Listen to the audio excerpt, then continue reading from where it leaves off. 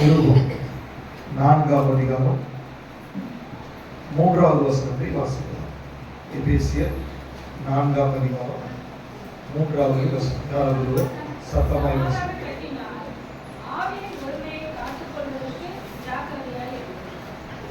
சமாதான கட்டினால் ஆவியின் ஒருமையை காத்துக் கொள்வதற்கு ஜாக்கிரதையாயிருங்கள். நல்லா தெரிஞ்சுக்கோங்க, இந்த வருஷத்துல ஆண்டவர் நம்மோடு கூட பேசுகிறார், வாக்குத்தத்தமாய் கொடுத்திருக்கிறார். இந்நாட்களில் சகரியா 8:15 படி இந்நாட்களில் எருசலேமுக்கும் யூதாவுக்கும் நன்மை செய்யும்படி திரும்ப நினைத்திருக்கிறார். எத்தனை பேர் விசுவாசிக்கிறீங்க? இன்னைக்கு ஒருவேளை புதுசா வந்து உங்களை பார்த்து ஆண்டவர் சொல்றாரு, இந்த வார்த்தைப்படி உங்களுக்கு நன்மை செய்ய ஆண்டவர் உங்களை நினைத்திருக்கிறார். ஒரு காலத்துல நினைச்சாரு, சில போராட்டங்கள், பிரச்சனைகள், நிறைய காரியங்கள் நடந்துச்சு. ஆனா இன்னைக்கு ஆண்டவர் சொல்றாரு, 2025ல திரும்ப நான் நினைக்கிறேன். அல்லேலூயா. உங்களுக்கு நன்மை செய்யும்படி ஆண்டவர் உங்களை திரும்ப நினைக்க போகிறார். ஆல்ரெடி நினைத்து விட்டார். எத்தனை பேர் விசுவாசிக்கிறீங்க? வாயில திறந்து சொல்லுங்க, என்னை நீங்க நினைக்கிறதற்காக உமக்கு நன்றி. யாரெல்லாம் உங்களை நினைக்கலனாலும் பரவாயில்ல. உங்களுக்கு வாக்கு கொடுத்தவர்கள் உங்களை ஏமாற்றி இருக்கலாம், நீங்க நம்பினவர்கள் உங்களை கைவிட்டு இருக்கலாம். ஆனா இன்னைக்கு ஆண்டவர் சொல்றாரு, அவர் சர்வ வல்லமையுள்ள தேவன், அவர் உண்மையுள்ள தேவன், அவர் ஆதியும் அந்தமுமானவர், அவர் ஒரு நாளும் பொய்யுரையாத பரிசுத்தமான தேவன். அவர் சொல்றார், மகனே மகளே, இன்றைக்கு நான் உன்னை நினைத்திருக்கிறேன். அதனாலதான் இன்னைக்கு நீ சபைக்கு வந்திருக்கிறாய். அதனாலதான் உன் காதில் இந்த சத்தம் கேட்கிறது. இந்த வருடம் உன்னை நினைத்திருக்கிறேன். உன் வாழ்க்கையில விடுதலை நடக்க போகிறது, வாக்குத்தத்தங்கள் நிறைவேற போகிறது, தாமதித்த காரியங்கள் திரும்ப வரப்போகிறது, அற்புதங்களின் நாட்களை நீ காண போகிறாய், விடுதலையை காண போகிறாய். எத்தனை பேர் விசுவாசிக்கிறீங்க? நீங்கள் விசுவாசித்தால் தேவ மகிமையை காண்பீர்கள். எப்போதுமே வார்த்தையை விசுவாசிக்கிறவர்களுக்கு அவருடைய மகிமையை வெளிப்படுத்துவார். விசுவாசிக்காதவர்களுக்கு அவர் எந்த காரியத்தையும் செய்ய முடியாது. நீங்கள் இன்றைக்கு விசுவாசித்தால் தேவ மகிமையை காண்பீர்கள். அல்லேலூயா. ஒருவேளை நம்ம ஆண்டவரை விட்டு பின்வாங்கி போயிருக்கலாம், ஆண்டவரை மறந்திருக்கலாம், ஆண்டவருக்கு துரோகம் பண்ணிருக்கலாம். இதெல்லாம் ஆண்டவருக்கு ஒரு பெரிய விஷயமே இல்ல. இன்னைக்கு நீங்க வந்திருக்கிறீங்களா, அவர் சொல்றாரு, நான் உன்னை திரும்ப நினைச்சதுனாலதான் நீ வந்திருக்கிறாய். எத்தனை பேர் நம்புறீங்க என்னை ஆண்டவர் நினைச்சிருக்கிறாரு? அவரே என்னை நினைச்சு கொண்டிருக்கிறார்னா எனக்கு என்ன பிரச்சனை? நான் ஓடி போகிறேன் என்னுடைய சமூகத்துக்கு, ஆண்டவருடைய சமூகத்துக்கு. கெட்டகுமாருக்கு பாருங்க, அவன் தகப்பன் வீட்டை விட்டு வெளியே போன உடனே அவன் தகப்பன் வீட்டுக்கு போன முடிவு பண்ணிட்டான். ஆனா இவனுக்குள்ள ஒரு குற்ற மனசாட்சி, தகப்பன் ஏத்துக்குவாரா ஏத்துக்க மாட்டாரா, அட்லீஸ்ட் ஒரு வேலைக்காரனாவது போயிடலாம் அப்படின்னு சொல்லிட்டு வர்றாரு. ஆனா இவர் வீட்டுக்கு போறதுக்கு முன்னாடி காத்து கொண்டிருந்த தகப்பன் ஓடி வந்து கட்டி பிடித்து, நீ வேலைக்காரன் அல்ல, நீ முன்னாடி இருந்ததை விட உனக்கு விருந்து வைத்து இன்னும் அதிகமாய் உன்னை நான் நேசிக்கிறேன்னு சொல்லி அணைத்து கொண்ட ஆண்டவர் நம்முடைய மத்தியில் இருக்கிறார். எத்தனை பேர் விசுவாசிக்கிறீங்க? இன்னைக்கு ஆண்டவர் சொல்றாரு, ஆண்டவரை விட்டு பின்வாங்கி போனவர்கள், தரிசனத்தை விட்டு போனவர்கள், ஜெப வாழ்க்கை இழந்தவர்கள், வேத வாசிப்பை இழந்தவர்கள், தேவ சமூகத்தை இழந்தவர்களை திரும்ப அவரோடு இணைக்கும்படி அவர் சித்தமுள்ளவராய் இருக்கிறார். அல்லேலூயா. எத்தனை பேர் நானும் விருப்பம் உள்ளவனா இருக்கிற ஆண்டவர் சொல்லுங்க, உங்க விருப்பத்தின்படி ஆண்டவர் செய்ய போகிற எத்தனை பேருக்கு ஆசை ஆண்டவரோட இணையறதுக்கு? அல்லேலூயா. நீங்க அவரோட இணைஞ்சிட்டா இந்த வருடம் உங்களுக்கு நன்மை உண்டாயே ஆகும். வெட்டு கிளியும் பச்சை கிளியும் முசுக்கொட்டை பூச்சிகளும் பட்சித்த வருஷத்துடைய விளைவை இந்த வருஷம் உங்களுக்கு ஆண்டவர் திரும்ப கொடுக்க போகிறார். அல்லேலூயா. துறவை தோண்டி நஷ்டம், துறவை தோண்டி இழப்பு, துறவை தோண்டி வாக்குவாதம், இந்த வருஷம் உங்களுக்கு ரெகோபோத்தை ஓபன் பண்ண போகிறார். இயேசுவின் நாமத்தினால உங்க வனாந்தரத்துல நீரூற்றுகளை காண வைக்க போகிறார். கண்மலை பிளந்து தண்ணீரை கொடுக்க போகிறார். நம்முடைய ஆண்டவர் பெரியவர். அவர் இயற்கைக்கு அப்பாற்பட்ட வல்லமைகளை செய்கிறவர். அவர் அற்புதங்களை செய்கிறவர். நீங்க அனாதை அல்ல, நீங்க கைவிடப்பட்டவர்கள் அல்ல, நீங்க ஒதுக்கப்பட்டவர்கள் அல்ல. உங்களுக்கு ஒரு ஆண்டவர் இருக்கிறார். அல்லேலூயா. உங்களுக்கு ஒரு ஆண்டவர் இருக்கிறார். எத்தனை பேர் விசுவாசிக்கிறீங்க? வாயில வாய்களை திறந்து சொல்லுங்க, எனக்கு ஒரு தெய்வம் இருக்கிறார். பிசாசே நான் தனிமை அல்ல, பிசாசே நான் கைவிடப்பட்டவள் அல்ல. எனக்கு ஒரு ஆண்டவர் இருக்கிறார், எனக்கு ஒரு ரட்சகர் இருக்கிறார், எனக்கு ஒரு மீட்பர் இருக்கிறார். யாரெல்லாம் கைவிட்டாலும் என்னை ஒரு நாளும் கைவிடாத ஒரு நேசர் இன்றும் எனக்காக காத்து கொண்டிருக்கிறார். எனக்கு இந்த வருடம் நன்மை செய்ய போகிறார்.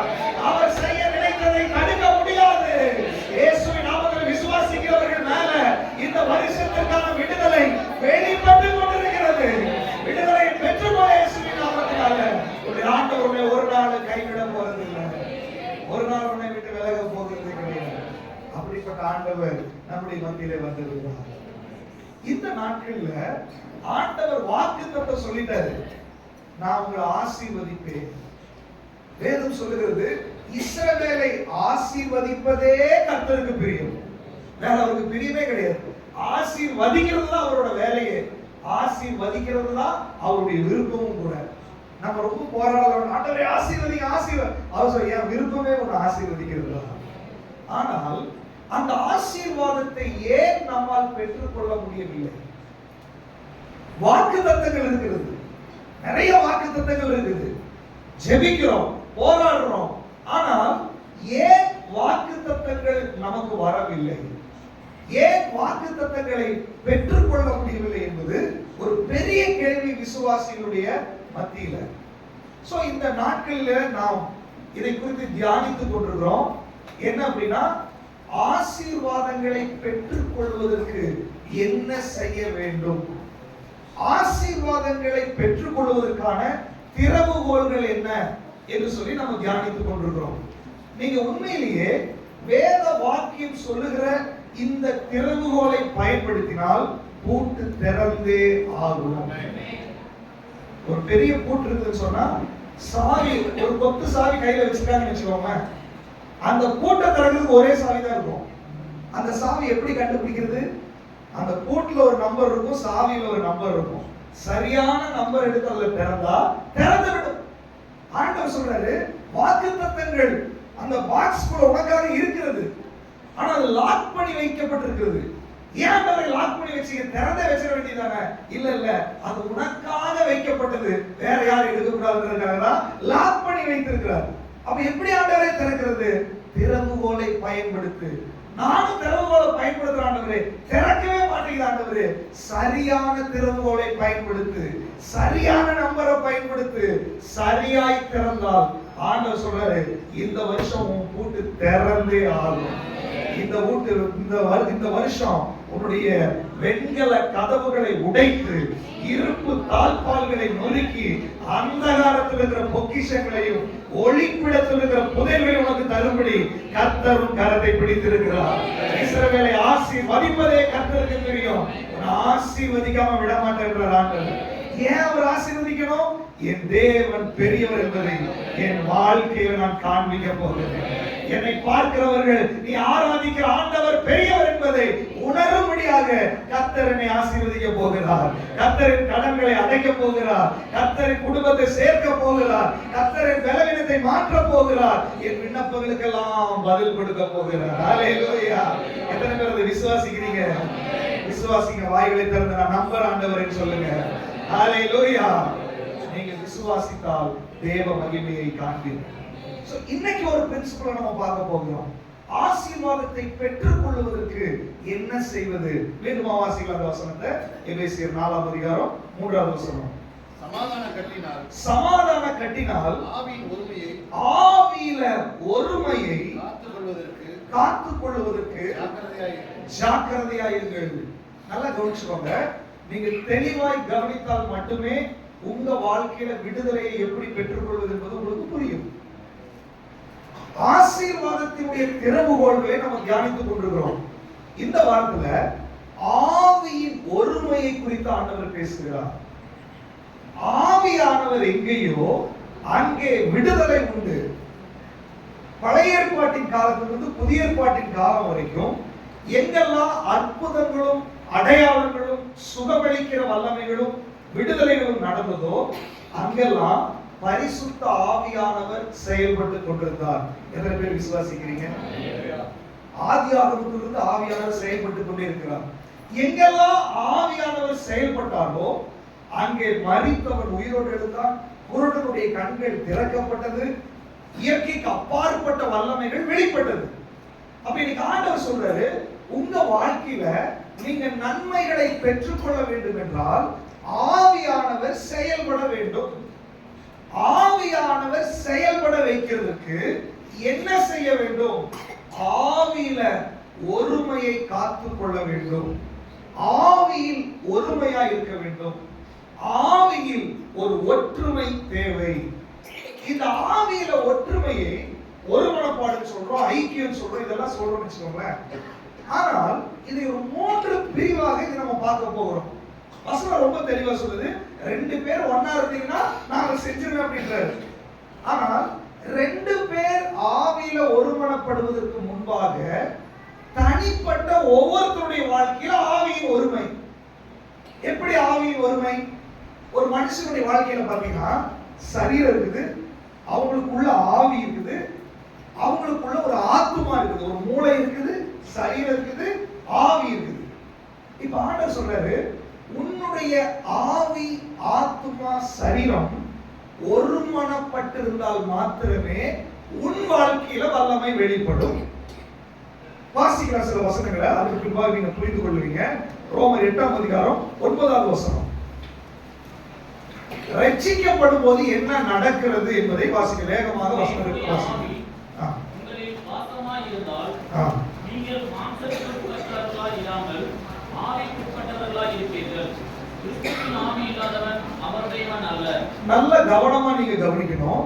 கிறிஸ்துவினுடைய ஆவி உங்களில் வாசமாய் இருக்கிறது. கிறிஸ்துவின் ஆவி உங்களுக்குள் இல்லாவிட்டால் நீங்கள் கிறிஸ்துவுடையவர்களே அல்ல. நல்லா தெரிஞ்சுக்கோங்க, நமக்குள்ள ஒரு ஆவி இருக்குது. இந்த ஆவி நம்மளை விட்டு போச்சுன்னா செத்து போயிடுவோம். ஆனால் ஆண்டவர் என்ன சொல்றாருன்னா, உனக்குள்ள ஒரு ஆவி இருக்குது, அது உன்னுடைய ஆவியாகவே இருக்கிற வரைக்கும் உன் வாழ்க்கையில ஒரு அற்புதத்தை பெற்றுக்கொள்ள முடியாது. ஏனென்றால் வேதம் தெளிவாய் சொல்லுகிறது, மனுஷனுடைய ஆவிக்குள்ளாக இருள் இருக்கிறது. அந்த இருள் உங்களை நரகத்துக்கு கொண்டு போயிடும். அதுக்கு என்ன செய்ய வேண்டும்? தேவன் ஆவியா இருக்கிறார். இயேசு மாம்சத்துல வந்து சிலுவையில் அடிக்கப்பட்டு மரித்து உயிர் தெழுந்த உடனே இவரும் ஆவியாய் மாறிவிட்டார். இயேசு சொல்றாரு, நான் உலகத்திற்கு ஒளியாய் இருக்கிறேன். இப்போ ஒளியாய் இருக்கிற ஆவியாகிய இயேசுவை, இயேசுவே என் உள்ளத்திற்குள் வாரும் என்று சொல்லும்போது என்னோட ஆவியும் அவரோட ஆவியும் ஒன்றாய் கலக்கிறது. இதுக்கு பேர் தான் ரட்சிப்பு என்று வேதம் சொல்லுகிறது. ஹல்லேலூயா.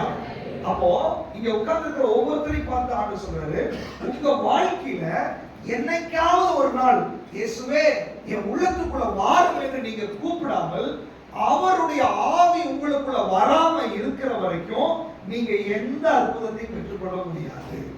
வசனம் சொல்லுகிறது, நீங்க பிள்ளைகளா இருந்தாதான் வாக்குத்தத்தங்களை சுதந்திரிக்கிறவர்களா இருக்க முடியும். நீங்க இயேசுவுடைய ஆவி இல்லாதவன், வசனம் சொல்லுகிறது, அவருடையவன் அல்ல. நிறைய பேர் என்ன பண்றோம் அப்படின்னா, கிறிஸ்தவ மதத்தில் வாழ்ந்து கொண்டிருக்கிறோம். நிறைய பேர் பாடுறோம், ஆடுறோம், எல்லாம் ஓகே. ஆனா வேதம் என்ன சொல்லுது தெரியுமா? உனக்குள்ள கிறிஸ்துவின் ஆவி இருக்குதா? உனக்குள்ள கிறிஸ்துவின் ஆவி இருந்தாதான் நீ என்னுடையவளா இருக்க முடியும். ஆண்டவரே என்னை ஆசீர்வதிங்க, எனக்கு விடுதலை கொடுங்க, எனக்கு நன்மை செய்யுங்க.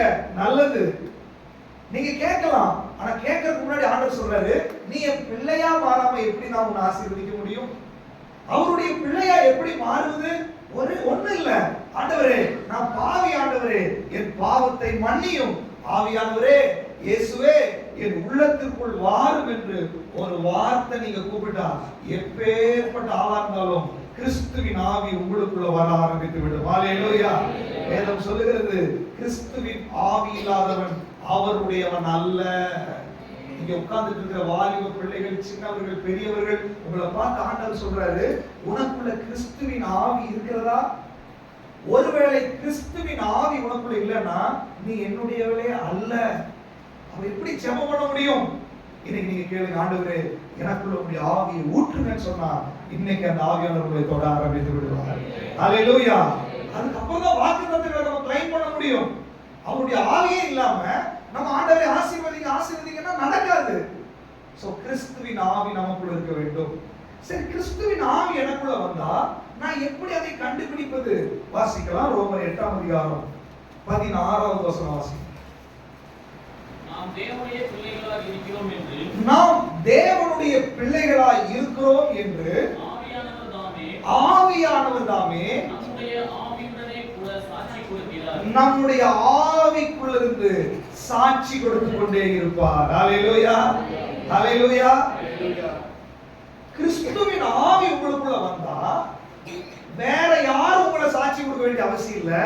உங்க ஆவியே உங்களுக்கு சாட்சி கொடுக்கும். என்ன சொல்ல தெரியுமா? நீ ஆண்டவருடைய பிள்ளை. சென்னையில இந்த வாரம் ஒரு வீட்டுக்கு போயிருந்தோம். அவங்க ரொம்ப வருஷமா சர்ச்சுக்கு போறவங்க. அவங்க கணவர் சர்ச்சுக்கு போக மாட்டாரு. அவர் ரொம்ப கடினமா பயங்கர பிரச்சனைக்குள்ள இருந்தாரு. போன முறை போகும்போது அவருக்கு விடுதலை ஆயிடுச்சு. இந்த முறை போய் அவங்க குடும்பத்துல இருக்க எல்லாரும் உட்கார்ந்துருக்காங்க. சரி, நீங்க சர்ச்சுக்கு போறீங்க, ஆண்டவருடைய பிள்ளை தான், எல்லாம் ஓகே. யாருக்குள்ள இயேசு இருக்கிறாருன்னு கேட்டேன். அப்படியே முழிக்கிறான் அவன் பையன், அந்த பொண்ணு முழிக்குது. கடைசியில மனைவிட்டு கேட்டா மனைவி யோசிக்குது. அவங்களுக்குள்ள இயேசு இருக்கிறாருன்னு சொல்ல தெரியல. இல்ல, இருந்தா தானே சொல்ல முடியும். கடைசியா இவர்கிட்ட கேட்டேன். கேட்டு முடிக்கிறதுக்கு முன்னாடி எனக்குள்ள இயேசு இருக்கிறார். பயங்கர சந்தோஷம். எப்படி இவரால சொல்ல முடிஞ்சது?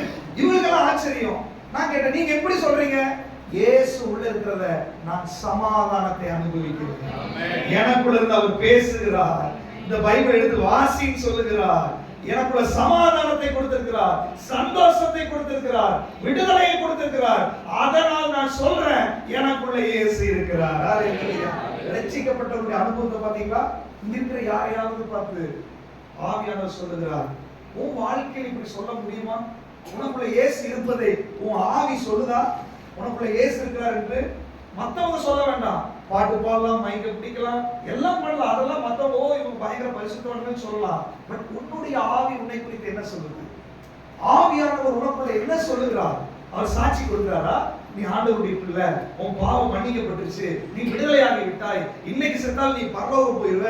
இந்த நம்பிக்கையை உனக்குள்ள இருக்கிற ஆவியானவர் சொல்லவில்லை என்றால், இன்னைக்கு ஆவியானவர் தெளிவாய் சொல்றாரு, உன் வாழ்க்கை எங்கேயோ மோசமான ஒரு கண்டிஷன்ல போய் கொண்டிருக்கிறது. எந்த நேரத்திலும் மரணம் வரலாம், எந்த நேரத்திலும் ஆண்டவர் இந்த பூமிக்கு வரலாம். நீங்கள் கைவிடப்படுவீர்கள். நான் சர்ச்சுக்கு வந்தேன், நான் காணிக்க கொடுத்தேன், நான் தசமபாகம் கொடுத்தேன், நான் ஊழியம் செஞ்சேன். ஆண்டவர் சொல்றாரு, என் நாமத்தினால பிசாசை துரத்தினேன், அற்புதத்தை செஞ்சோம், தீர்க்க தரிசனத்தை செஞ்சோம், எல்லாம் பண்ணோம். ஆண்டவர் சொல்ற, உன்னை யாருமே எனக்கு தெரியாது, உங்களை அறியேன் என்று சொல்லி விடுவார். அப்படி அறியேன் என்று நீங்க நரகத்துக்கு போகணுமா? இல்ல, இந்த உலகத்திலேயே நம்பிக்கையோடு ஆசீர்வாதங்களை நன்மைகளை பெற்றுக்கொண்டு இந்த உலக வாழ்க்கை முடிஞ்ச உடனே பரலோகத்துக்கு போகணுமா? நீங்க பரலோகத்துக்கு போக வேண்டும் என்றால் இன்றைக்கு உங்க உள்ளத்துக்குள்ள இயேசுவுக்கு நீங்க இடம் கொடுங்க. ஹல்லேலூயா. ஒருவேளை ரட்சிக்கப்பட்டு நீங்க கேளுங்க, இயேசுப்பா எனக்குள்ள அந்த கன்ஃபர்மேஷனை கொடுங்க, என் பாவத்தை மன்னிச்சிட்டீங்கன்னா நீங்க சொல்லுங்க. இந்த கன்ஃபர்மேஷன் இல்லாம நீங்க வாழ்றது வேஸ்ட். உங்க கிறிஸ்தவ வாழ்க்கை வேஸ்ட். யார் ஜெபம்னாலும் உங்களுக்கு நன்மை நடக்காது. நீங்க ஆண்டவர்கிட்ட ஒப்பு கொடுங்க. ஆண்டவர் சொல்றாரு, என் பிள்ளை அப்படின்னா உங்க ஆவி உனக்கு சாட்சி கொடுத்து கொண்டே இருக்கும். உன் ஆவி உன்னோட பேசலன்னா, உன் ஆவியில சமாதானம் இல்லைன்னா, உனக்குள்ள தேவன் பேசவில்லை என்றால் நீ எங்கேயோ வேற இடத்துல போய் கொண்டிருக்கிறாய். நீ செத்துரு. எப்ப பார்த்தாலும் கோபம் வருது, எப்ப பார்த்தாலும் பாவம் வருது, எப்ப பார்த்தாலும் நெகட்டிவா வருது, வாழ்க்கை இருளா இருக்குதுன்னா உங்களுக்குள்ள பிசாசு இருக்கிறான். இருள் எப்பொழுது வெளியே போகும்? வெளிச்சம் வந்தா இருள் வெளியே போகும். வெளிச்சம் எப்படி உள்ள வரும்? வெளிச்சமாகி இயேசுவே எனக்குள் வாரும் என்று நீங்கள் கூப்பிட்டால் அந்த நொடி இயேசு உங்களுக்குள்ள வந்து விடுவார். ஹல்லேலூயா. இன்னைக்கு அந்த இயேசு உங்களுக்குள்ள வருவதற்கு ஆயத்தமாக இருக்கிறார். அந்த ஆண்டவர் உள்ள வந்தா சமாதானத்தை கொடுப்பார், நன்மைகளை பெற்றுக்கொள்ளலாம். இப்போ ஆவியின் ஒருமை என்பது என்ன அப்படின்னா, என் ஆவிக்குள்ள இயேசு வந்தார். நிறைய பேர் ரட்சிக்கப்பட்டிருக்கிறோம், உங்க ஆவியில இயேசு இருக்கிறார், அதனாலதான் ஆராதிக்கிறோம், அவர் சமூகத்துக்கு வந்திருக்கிறோம். ஆனால் ஆவியின் ஒருமை இல்லை. அப்படின்னா என்ன அர்த்தம்? நமக்குள்ள ஒரு ஆவி இருக்குது, நமக்குள்ள ஒரு மூளை இருக்குது, ஆத்துமா இருக்குது, நமக்கு ஒரு சரீரம் இருக்குது. அப்ப என்னுடைய ஆவியில் இயேசு வந்து விட்டார், என்னை ரட்சித்து விட்டார், என் பாவத்தை மன்னித்து விட்டார். ஆனால் என்னுடைய மூளை என்னுடைய ஆவியோடு கோஆபரேட் பண்ண மாட்டேங்குது. என்னுடைய சரீரம் என்னுடைய ஆவியோடு ஒத்துழைக்க மாட்டேங்குது. இயேசு உள்ள இருக்கிறார், ஆனா ஜெபிக்கிறதுக்கு என் சரீரம் ஒத்துழைக்கல. இயேசு உள்ள இருக்கிறார், அவரை துதிக்கிறதுக்கு என்னுடைய நாவு ஒத்துழைக்கல. இயேசு உள்ள இருக்கிறார், ஆலயத்துக்கு போவதற்கு என் கால் ஒத்துழைக்க மாட்டேங்குது. இயேசு உள்ள இருக்கிறார், பாசிட்டிவா திங்க் பண்றதுக்கு என்னுடைய மூளை ஒத்துழைக்க மாட்டேங்குது. இயேசு உள்ள இருக்கிறார், ஆவிக்குரிய சிந்தனை எனக்குள்ள வரல அப்படின்னா என்ன அர்த்தம்? சிலர் இயேசுவே இல்ல, அவங்க இயேசுவை ஏற்றுக்கொள்ளணும்.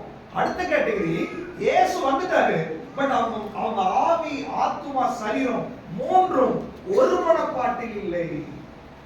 வெளியில ஒரு ஹஸ்பண்ட் அண்ட் வைஃப் நீங்க ஒரு மனமா இருங்க, பிள்ளைகள் ஒரு மனமா இருங்க, சபையில ஒரு மனமா இருக்குன்னு சொல்றோம். இது ஏன் நடக்க மாட்டேங்குது அப்படின்னா, முதல்ல அவங்களுக்குள்ள ஒரு ஒருமனப்பாடு உருவாக்க வேண்டும். அவங்க ஆவியும் அவங்க ஆத்மாவும் சரீரமும் ஒருமனப்பட்டு செயல்பட்டால்தான் ஒரு தனி மனிதனுடைய வாழ்க்கையில தேவ பிரசன்னம் வெளிப்பட ஆரம்பிக்கும்.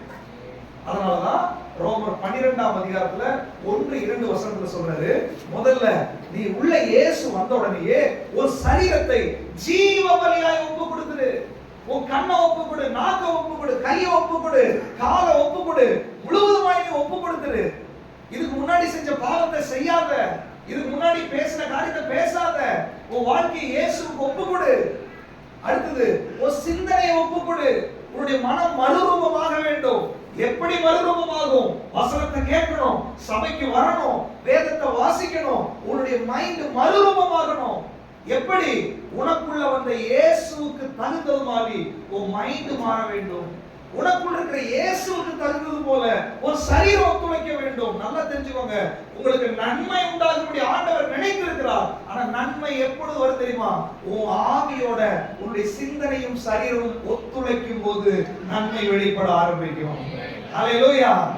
அநேகருக்குள்ள நன்மை வேணும், ஆனா சரீரத்தை அடக்கிறது இல்ல, வாயை அடக்கிறது இல்ல, வசனத்துக்கு கீழ்ப்படிகிறது இல்ல, சிந்தனையில எப்போதும் நெகட்டிவான காரியம் உங்களுக்கு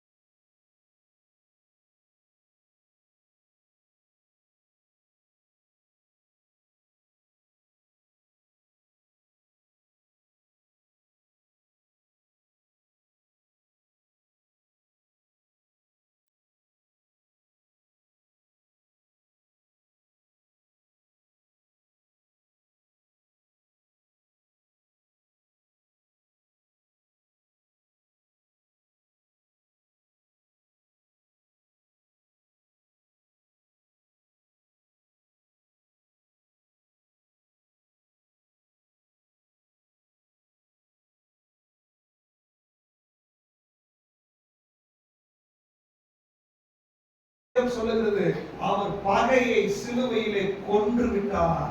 ஹalleluya. பகையை சிலுவையில கொன்ற இயேசு உன் குடும்பத்துல இருந்தா உன் குடும்பத்துல பிரச்சனை வராது. பகையை சிலுவையில கொன்ற இயேசு உனக்குள்ள வாசம் பண்ணி இருந்தா ஒரு மனப்பாடு உண்டாகும். அங்க டிவோர்ஸ் இருக்காது, பிரச்சனை இருக்காது. நம்ம மாம்சீகத்தில் இருக்கிறோம், பிரச்சனை வரலாம், பலவீனங்கள் வரலாம், நம்ம மனிதர்கள். ஆனாலும் நமக்குள்ள இயேசு இருக்கிறதுனால அது உடனே சரியாகி விடும். உடனே அது சரிப்படுத்த முடியும். அந்த குடும்பம் வேற யாரும் போய் அங்க அட்வைஸ் பண்ண வேண்டியதில்லை. உங்களுக்குள்ள இருக்கிற ஆவியானவரே உங்களை ரெண்டு பேரையும் ரெடி பண்ணி ஒரு மனப்பட்டு ஜெபிக்க வைப்பார். ஹalleluya. ஃபெயிலியர் ஆகாத குடும்பங்கள் எல்லாம் கிடையாது, பிரச்சனை இல்லாத குடும்பங்கள் எல்லாம் கிடையாது. ஆண்டவர் சொல்றாரு, உலகத்தில் உங்களுக்கு உபத்திரவம் உண்டு. என்ன உபத்திரவம்? குடும்பத்துல கூட உலகத்துல உங்களுக்கு பிரச்சனை இருக்கும். நீங்க பரலோகம் வர்ற வரைக்கும் ஹஸ்பண்ட் அண்ட் ஒய்ஃப் பிரச்சனை பிசாசு ஏற்படுத்துவான். ஆனா தேவ பிள்ளைகளுக்கும் மற்றவங்களுக்கு என்ன வித்தியாசம் தெரியுமா? இவர்கள் பிரச்சனையோடு இருப்பாங்க, கோபத்தோடு இருப்பார்கள், சங்கடத்தோடு இருப்பார்கள். ஒரு நாள், ரெண்டு நாள், மூணாவது நாள் ஆவியானவர் அவர்களை தயாராக்கி விடுவார். ஹalleluya. அவர்களை ஒருமனப்பட வைத்து விட்டார். காரணம் என்ன தெரியுமா? எனக்குள்ள இருக்கிறது பிரிவினையின் பிசாசு இல்ல, எனக்குள்ள இருக்கிறவர் பகையை சிலுவையில் கொன்ற இயேசு கிறிஸ்து. ஹalleluya. இந்த அனுபவம் உள்ள குடும்பங்கள் ஒருமனப்பட்டு தேவ சமூகத்துக்கு வந்தா அவர் சொல்றாரு, நீ வேண்டிக் கொள்ளுகிறது எதுவோ அது உனக்கு செய்யப்படும். ஹalleluya. அப்ப இரண்டு பேர் ஒருமனப்பட வேண்டும். நீங்க ஆண்டவர் சொல்ற நன்மை உண்டாகும், நன்மை நான் கொடுக்கிறேன். ஆனால் ரெண்டு பேர் ஒருமனப்படுறீங்களா? ரெண்டோ மூணோ பேர் குடும்பத்துல ஒருமனப்பாடு இருக்குதா? கணவன் மனைவி பிள்ளைகள் எல்லாரும் தனித்தனியா இருக்கீங்களா? இன்னைக்கு ஆண்டவருக்கு ஒப்பு கொடுங்க. நாங்க குடும்பமாய் ஒருமனப்பட்டு நிக்க போகிறோம். பரலோகத்தின் நன்மைகளை வீட்டுக்குள்ள பெற்றுக்கொள்ள போகிறோம். ஹalleluya. ஹalleluya. வாசிங்க மத்தேயு எழுதின சுவிசேஷம் 18ஆம் அதிகாரம் 20வது வசனம்.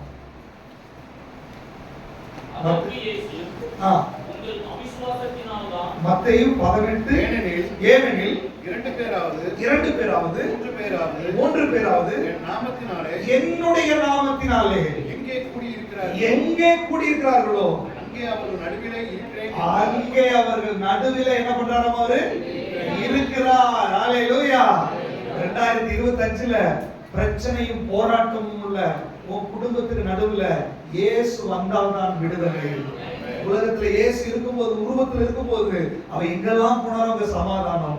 வியாதி உள்ள வீட்டுக்கு போனா வியாதி சரியாயிடுச்சு, கடன் உள்ள வீட்டுக்கு போனா கடன் சரியாயிடுச்சு, பிரச்சனை உள்ள இடத்துக்கு போனா பிரச்சனை சரியாயிடுச்சு. பேதுருடைய படகு காலி படகா இருந்துச்சு. அவர் சொன்னாரு, எனக்கு நீ இடம் கூடாத இடத்துல. பேதுரு சொன்னார், வாங்க ஆண்டவரே, என் படகுல ஏறுங்க. அந்த படகுல இருந்து பிரசங்கம் பண்ணாரு. அடுத்தது அவர் சொல்றாரு, நீ ஆழத்துக்கு தள்ளிட்டு போ, படகு நிறைய வரைக்கும் மீன்கள் நிறைந்தது. ஹalleluya. ஆண்டவர் சொல்றாரு, 2025ல இங்க இருக்கிற ஒவ்வொரு குடும்பத்தினுடைய படகை நிறைக்கணும்னு சொல்லி நான் விரும்புறேன். 2024 வரைக்கும் நீ வெறுமையா இருந்திருக்கலாம், சூனியமா இருந்திருக்கலாம், போராட்டத்தோடு இருந்திருக்கலாம், தரித்திரத்தோடு இருந்திருக்கலாம். ஆனா 2025 உனக்கு நன்மை செய்யும்படி நான் உன்னை நினைச்சிருக்கிற மகளே, நன்மை செய்யும்படி நான் உன்னை நினைச்சிருக்கிறேன்.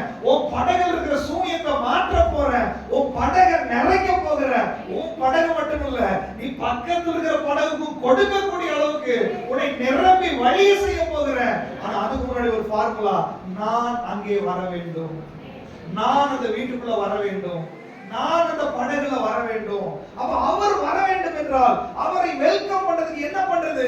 இந்த உலகத்துல ஒரு முதலமைச்சரை கூப்பிடணும்னா அதுக்கு நிறைய செலவாகும். ஆனா இவர் கூப்பிடுறதுக்கு என்ன பண்றது? ஒண்ணுமே இல்ல, நீ ஒருமனப்பட்டிருந்தால் போதும், அவர் அங்கே இறங்கி வருவார். குடும்பம் ஒருமனப்பட்டால் போதும். நீ கணவன் மனைவி பிள்ளைகள் ஒருமனப்பட்டு அவரை உயர்த்த ஆரம்பிக்கும் போது ஐஸ்வர்யத்தை கொடுக்கிறவர், சுகத்தை கொடுக்கிறவர், விடுதலையை கொடுக்கிறவர், சர்வ வல்லமையுள்ள தேவன் ஒரு வீட்டுக்குள்ளாக இறங்கி வந்து உங்களை ஆசீர்வதிப்பார். ஹalleluya. ஆண்டவர் சொல்றாரு, ஆசீர்வாதம் வர வேண்டும் என்றால் குடும்பத்தில் ஒருமனப்பாடு வர வேண்டும். அதுக்கு முன்பாக தனித்தனியே ஒருமனம் வர வேண்டும். தேவனோடு ஒப்புரவாகணும், தேவனோட ஐக்கியமா இருக்கணும். அப்படிப்பட்டவர்களால் தான் குடும்பத்தில் ஐக்கியமா இருக்க முடியும். இல்லைன்னா எந்த ஆசீர்வாதத்தை நீங்க பெற்றுக்கொள்ள முடியாது. மூன்றாவதாக வாசிக்கலாம் அப்போஸ்தலர் நடவடிக்கைகள் 2ஆம் அதிகாரம் 46, 47.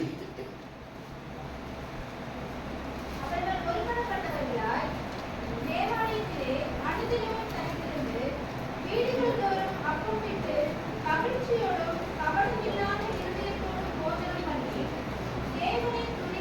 போதும்.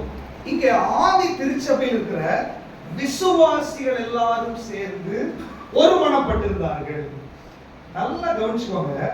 சபை என்பது நீங்க ஏதோ சும்மா அப்படியே வந்துட்டு போறது கிடையாது.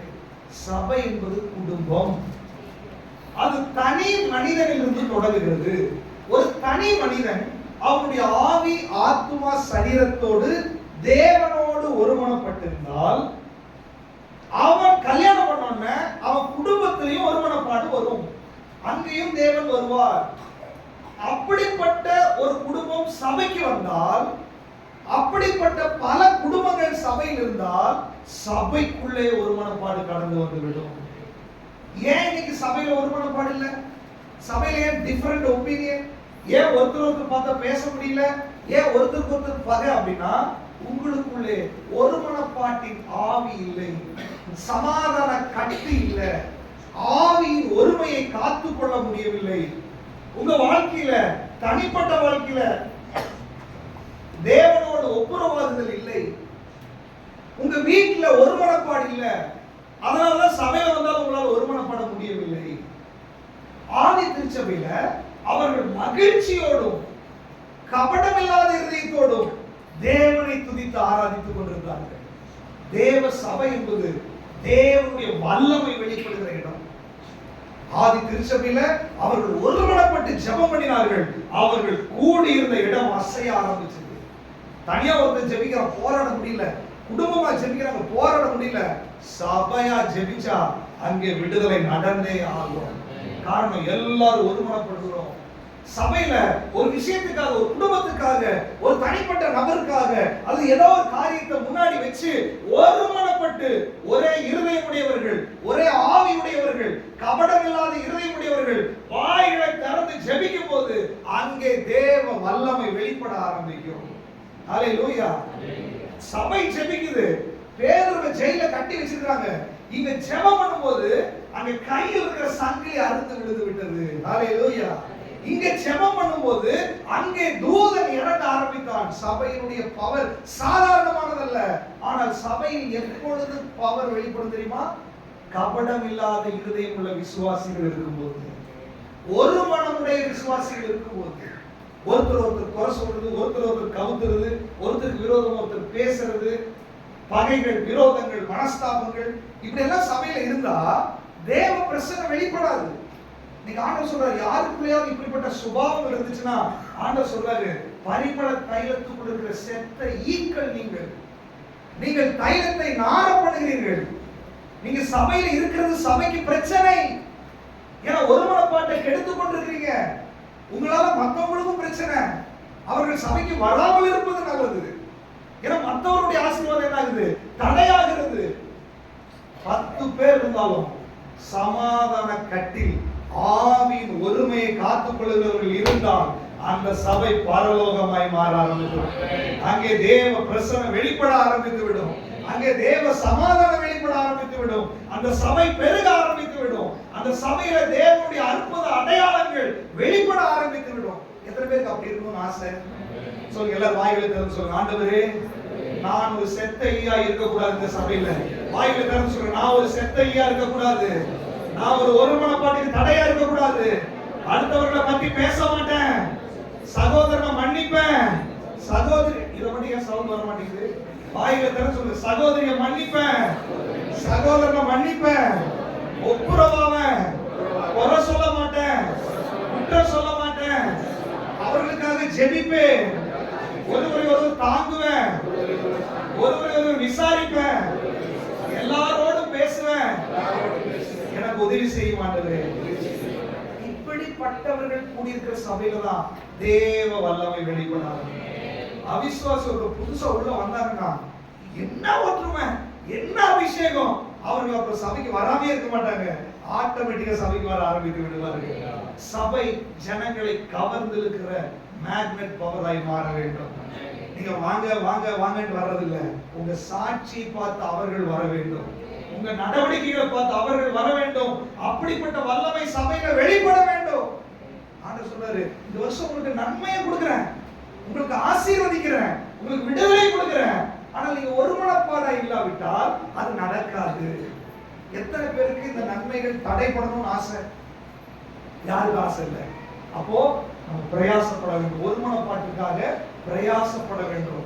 நம்ம பிரயாசப்படும் போது ஆண்டவர் இந்த ஒருமனப்பாட்டின் ஆவியை நமக்கு கொடுப்பார். ஹalleluya, ஹalleluya.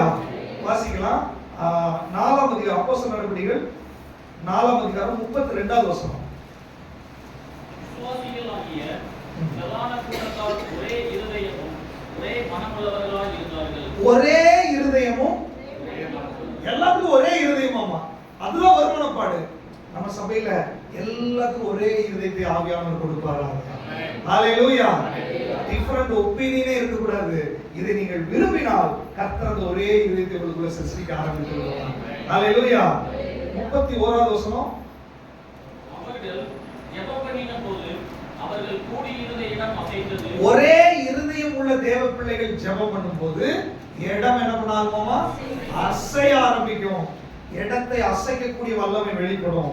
30வது வசனம். உம்முடைய பரிசுத்த பிள்ளைகளாகிய இயேசுவின் நாமத்தினாலே அடையாளங்களும் அற்புதங்களும் நடக்கும்படி செய்து, அடையாளங்களும் அற்புதங்களும் நடக்கும்படி செய்து இவங்க ஒருமனப்பட்டு ஜெபம் பண்றாங்க. அப்போ பரிசுத்த பிள்ளைகள் மூலமாய் அற்புத அடையாளங்கள் நடக்கணும்னா ஒருமனப்பாடு இருந்தால் மட்டுமே அது நடக்கும். ஹalleluya. இப்போ நம்ம சபையில் அற்புத அடையாளங்கள் நடக்கணும் எத்தனை பேருக்கு ஆசை? அப்போ ஒருமனப்பட்ட தேவ பிள்ளைகள் அதற்கு தேவை. நம்ம எல்லாரும் ஒருமனப்பட்டோம்னு வச்சுக்கோங்களேன், ஆவியானவர் இறங்கி செயல்பட ஆரம்பித்து விடுவார். எத்தனை பேருக்கு இன்னைக்கு அவர் இறங்கி செயல்படணும்னு ஆசை? அதுக்கு ஒருமனப்பாடு தேவை. நீங்க ஒருமனப்பட்டிருந்தா போதும், கூப்பிடலாம் வேண்டாம். எங்க ஒருமனப்பட்டிருக்கிறார்களோ அங்கே அவர் இறங்கி வந்து ஆசீர்வாதத்தை கொடுக்க ஆரம்பித்து விடுவார். ஹalleluya. யோவான் 16ஆம் அதிகாரம் வாசிக்கலாம். 17ஆம் அதிகாரம் 21 22 வாசிங்க.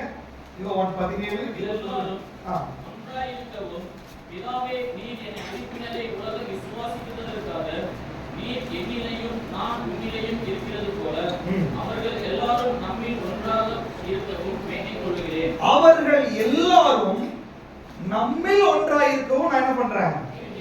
பாருங்க, அவருடைய ஜெபமே பாருங்க. நம்ம எப்படி பிதா குமாரன் பரிசுத்த ஆவி மூன்று தெய்வம் அல்ல, திரித்துவமாய் செயல்பட்டாலும் ஒரே ஏகமாய் இருக்கிறோமே, அதே மாதிரி இந்த பிள்ளைகளும் நிறைய பேர் இருக்கிறாங்க. ஆனா ஒரே இருதயம் உள்ளவர்களா இருக்கட்டும், ஒரே மனம் உள்ளவர்களா இருக்கட்டும், யாரை கூப்பிட்டு பேசணும் ஒரே மாதிரி பேசணும், எல்லாரும் ஒரே மாதிரி சிந்திக்கணும். யோசிச்சு பாருங்க அது எப்படி இருக்கும்னு. பலருக்கு ஆச்சரியம் போகும், இப்படிலாம் சினிமால வருமோ? இல்ல, ஆதி திருச்சபையில் அப்படி இருந்துச்சு. இது நாடகம் அல்ல, இது ரியாலிட்டி. அதுதான் தேவ சபையினுடைய யதார்த்தம். அப்படி சபை இருந்தால் ஒவ்வொரு குடும்பங்களும் விடுதலையோடு நிற்கும், ஒவ்வொரு தனி மனிதர்களுக்குள்ளே விடுதலை நடக்கும். அந்த சபையில வருகிற ஒவ்வொருவரும் ஆசீர்வதிக்கப்பட ஆரம்பிப்பார்கள். ஆண்டவர் 2025 நம்ம சபையில இப்படிப்பட்ட ஒருமனப்பாட்டின் ஆவி கிரியை செய்ய வேண்டும் என்று ஆண்டவர் விரும்புகிறார். ஹalleluya. எத்தனை பேருக்கு ஆசை இந்த சபையில அப்படி ஒருமனப்பாடு இருக்கணும்னு சொல்லிட்டு? நீங்க விரும்பினால் ஆண்டவர் அதை செய்ய ஆரம்பித்துள்ளார். ஹalleluya, ஹalleluya. இப்படி ஒருமனப்படும் போது என்ன நடக்கும்? சங்கீதம் 133 1வது வசனம். இதோ சகோதரர் ஒருமித்து வாசம் பண்ணுகிறது எத்தனை நன்மையும் எத்தனை இன்பமுமானது. ஒரு சகோதரி வாசிக்குது, சகோதரி போட்டு வாசிங்க.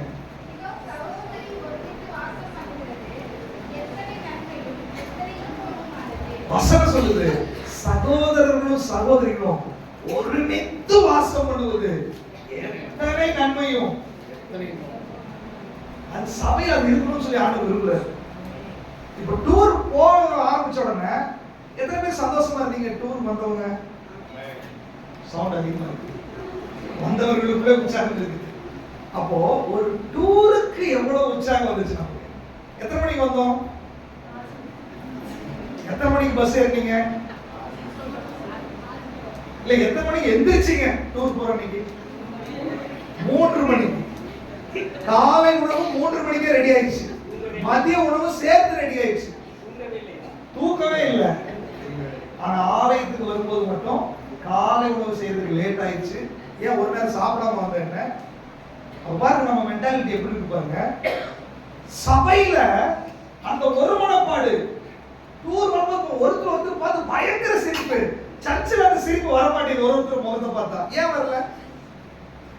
சர்ச்சில் அசையவே மாட்டேங்கிற, டூர்ல பயங்கர டான்ஸ், ஏன் வர மாட்டேங்குது? அசைவு உண்டாக மாட்டேங்குது, உலர்ந்த எலும்புகளா இருக்குது இல்லையா? நல்லது. ஆண்டவர் இதெல்லாம் ஏன் டூர் கூட்டு போய் காமிச்சிருக்காருன்னா, இதைதான் நான் சபையில் எதிர்பார்க்கிறேன், இதைதான் உங்ககிட்ட நான் எதிர்பார்க்கிறேன். சந்தோஷமா இருங்க, ஒருமனப்பட்டிருங்க. அப்படி இருந்தால் பெரிய காரியங்களை உங்களால செய்ய முடியும், பலத்த காரியங்களை உங்களால செய்ய முடியும். அல்லேலூயா. எத்தனை பேர் விசுவாசிக்கிறீங்க? கால் முடியலனாலும் பாறையில ஏறீங்களா இல்லையா?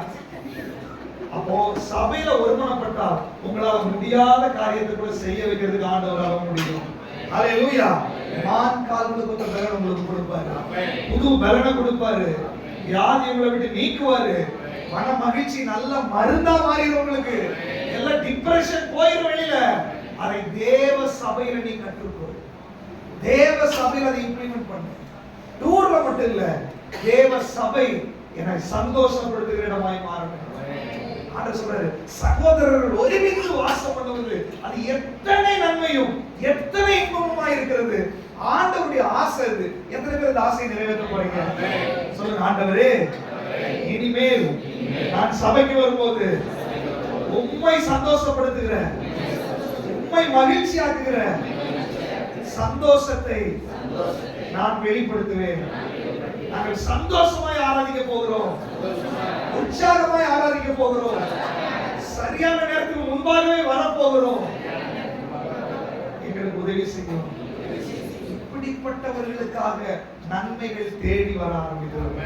அல்லேலூயா. அடுத்தது இரண்டாவது வசனம் வாசிங்களேன். அது எது எது?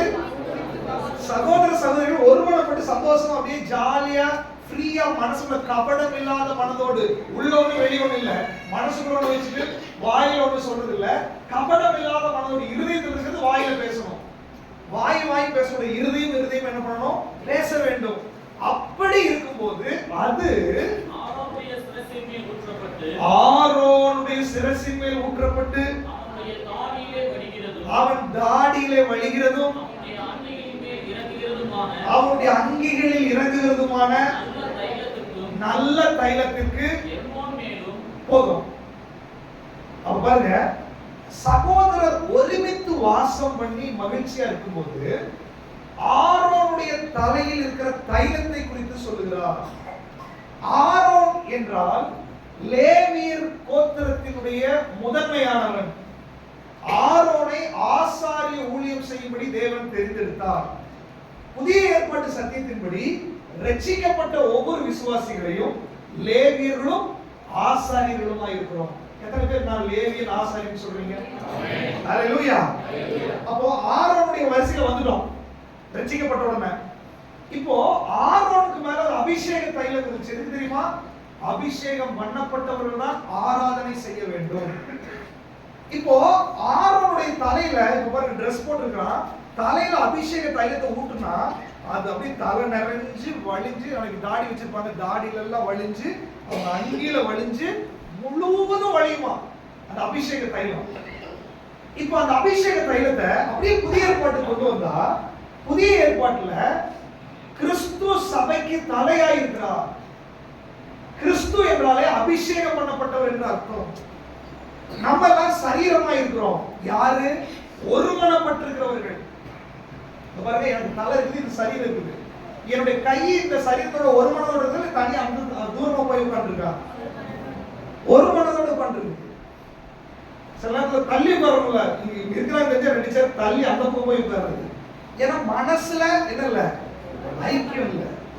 அவருக்காக பின்னாடியே உட்கார்ந்து சிலர் பார்க்கறதுக்கு விருப்பம் இல்லை. ஏன்? ஒரு மனப்பாடு இல்லை. ஆனா ஆண்டவர் சபையை சரீரமாய் நினைக்கிறார். இந்த சரீரத்துல பாருங்க, இந்த விரலெல்லாம் அட்டாச் ஆயிருக்கு, கை இந்த சரீரத்தோட இருக்குது, கால் இருக்குது, இதெல்லாம் சேர்ந்து இருந்தாதான் முழு சரீரம்.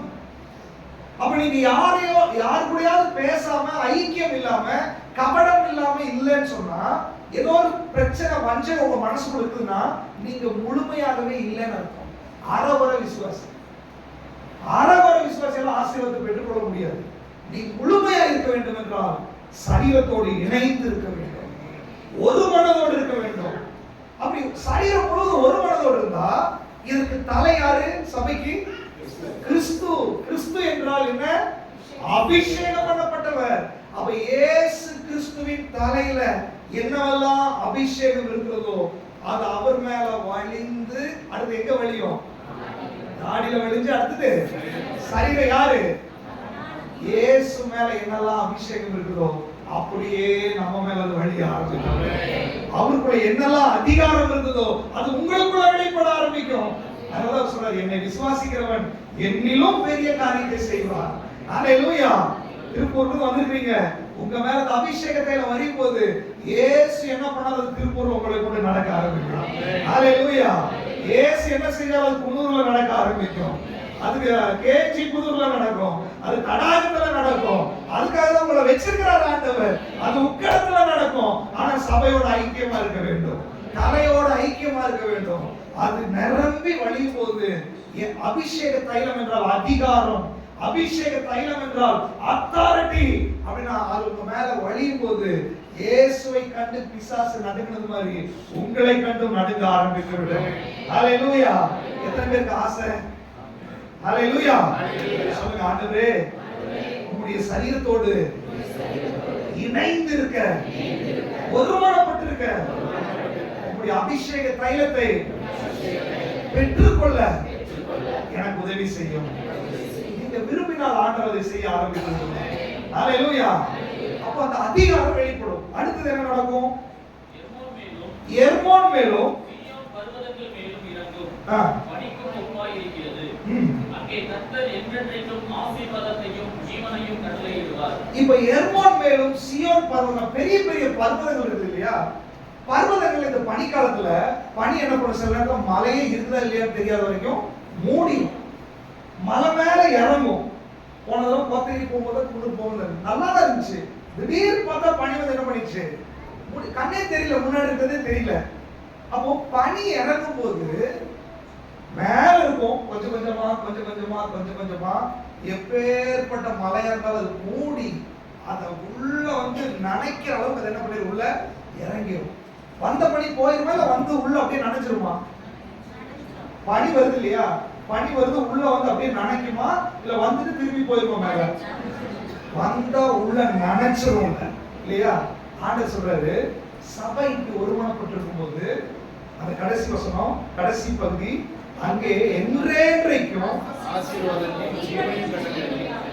ஆசீர்வாதமும் ஜீவனும் பனி போல உங்களை இறங்கி அது தங்கி இருக்குன்றாரா. அது திரும்பி போகாது. 2025 உன் மேல அது இறங்கி வர ஆரம்பிக்கும். அது பனி போல இறங்க ஆரம்பிக்கும். கொஞ்சம் கொஞ்சமா கொஞ்சம் கொஞ்சமா கொஞ்சம் கொஞ்சமா 2025 ஜனவரி, பிப்ரவரி, மார்ச் அப்படி போக போக உங்க குடும்பத்தை மூட ஆரம்பித்து விடும், உங்க வாழ்க்கையை மூட ஆரம்பித்து விடும். எதிரி பார்க்கும்போது ஐயோ இங்க ஒரு மலர்ச்சி காணோம் அப்படின்ற வரைக்கும் தேவ பிரசன்னத்தால் நீ மூடப்படுவாய், தேவ மகிமையால் மூடப்படுவாய். அங்கே ஆசீர்வாதமும் ஜீவனும் இருக்கும். ஹalleluya. ஒருமனப்பட்டிருந்தால் அது நடக்கும். எத்தனை பேருக்கு ஆசை? அதை ஒருமனப்படணும் எத்தனை பேர் விரும்புறீங்க? அப்படியே கண்களை மூடி ஆண்டவரை நோக்கி பார்க்கும் போது எல்லாரும் கண்களை மூடி வாய்களை திறந்து ஜெபிக்க